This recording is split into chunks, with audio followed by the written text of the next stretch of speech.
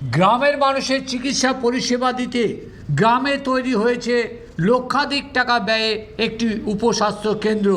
আর সেই উপস্বাস্থ্য কেন্দ্রের সামনে আর্সেনিক মুক্ত বিশুদ্ধ পানীয় জলের কল বসানো লক্ষাধিক টাকা বরাদ্দ হলেও হয়নি সেই উন্নত মানের পানীয় জলের কল। অথচ সরকারি নথিতে দেখা যাচ্ছে সেই কলের জন্য বরাদ্দ লক্ষাধিক টাকা খরচ করা হয়েছে, কিন্তু কল বসানো হয়নি। এমনই অভিযোগ উঠল দেগঙ্গার নূরনগর গ্রাম পঞ্চায়েতের গাম্ভীরগাছি উপস্বাস্থ্য কেন্দ্রে, যা জানাজানি হতে ক্ষোভে ফেটে পড়ে গ্রামবাসী। প্রতিবাদে নামে আইএসএফ দলের কর্মী সমর্থকেরা। উপস্বাস্থ্য কেন্দ্রের সামনে ও বিশ্বনাথপুর সোহাই নিমতলা রাস্তা অবরোধ করে প্রতিবাদ জানায়। টিউবওয়েল না বসিয়ে সেই টাকা গেল কোথায় প্রশ্ন তুলেছেন 2023 পঞ্চায়েত ভোটে জয়ী আইএসএফ দলের পঞ্চায়েত সদস্যরা, যা তদন্ত করে দেখা হবে বলে সাফাই গেয়েছে তৃণমূল পরিচালিত দেগঙ্গা পঞ্চায়েত সমিতির জনস্বাস্থ্য দপ্তরের কর্মদক্ষ আসাদুল সর্দার। শুনুন কি অভিযোগ করলো আইএসএফ আর পাল্টা কি সাফাই দিল পঞ্চায়েত সমিতি। শুনুন। এটা গ্রামের নাম গাম্ভীরগাছি, পাশে একটা একটি স্কুল আছে, ওখানে একটি কল খুবই জরাজীর্ণ অবস্থা খারাপ হয়ে পড়ে আছে, আর একটি কল আছে, এবং ওই স্কুলের পিছনে আর একটা উপস্বাস্থ্য কেন্দ্র এবং একটা খিচুড়ি স্কুল আছে। এই উপস্বাস্থ্য কেন্দ্র দেখতে পাচ্ছেন নীল সাদা চকচকে রং করছে, কিন্তু এই নীল সাদা রঙের পাশে আর একটা জিনিস চকচকে হওয়ার কথা ছিল।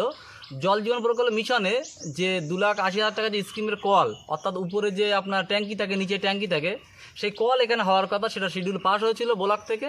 এবং কি কত সাল 2022-23-এ সেই কল সরকারি খাতে দেখাচ্ছে কাজ হয়ে গেছে, কিন্তু আপনি দেখতে পাচ্ছেন এখানে কলটিই নেই। গ্রামের প্রচুর মানুষ নিয়ে, এখানে জনগণ সঙ্গে নিয়ে আমরা আইএসআইয়ের পক্ষ থেকে, অঞ্চল কমিটির পক্ষ থেকে, গ্রামের কাছে মানুষের পক্ষ থেকে আন্দোলন করছি। আপনারা সাধারণ মানুষের বক্তব্য নিতে পারেন যে কলটা গেল কোথায়। তাহলে এর আগে যে গ্রামের মেম্বার ছিলেন তিনি এর জবাব দেবেন, এবং যে ব্লক মেম্বার ছিল তিনি এর জবাব দেবেন।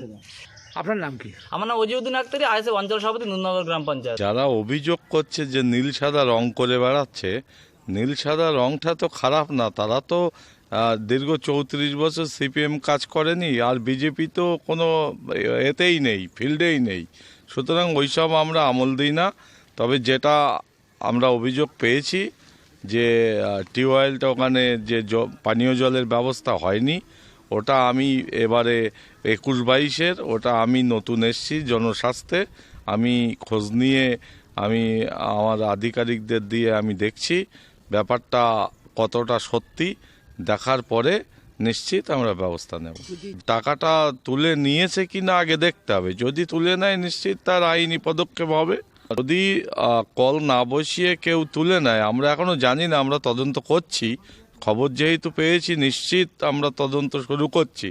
যদি এই ধরনের কোনো ঘটনা ঘটে থাকে, যদি থাকে, নিশ্চিত সে আইনি পদক্ষেপ নেব, এবং যাতে ওই এলাকার মানুষ পানীয় জলের ব্যবস্থা পায় তার ব্যবস্থা নিশ্চিত করব।